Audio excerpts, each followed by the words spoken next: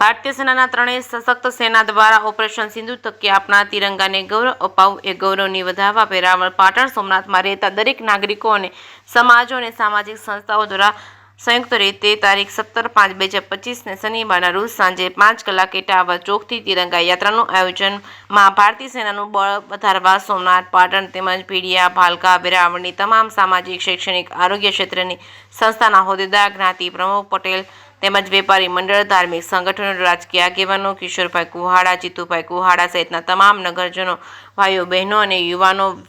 દીકરીઓએ જોડાઈને રાષ્ટ્રભાવનાથી આગળના સાક્ષી બનવા વેરાવળના ટાવર ચોકથી મોટી શાક માર્કેટ ચોક ગાંધી ચોક સુભાષ રોડ સ્વામિનારાયણ મંદિર 4 ચોક રામ ભરોસા ચોક કાળીવાડા ટાવર ચોક સમાપન કરવામાં આવેલ છે। ત્યારે આ તિરંગા યાત્રામાં જોડવા બદલ સર્વનો આભાર માન્યો હતો। જે કેસમી ગુજરાતી સાથે મહેશ વાજા સોમનાથ।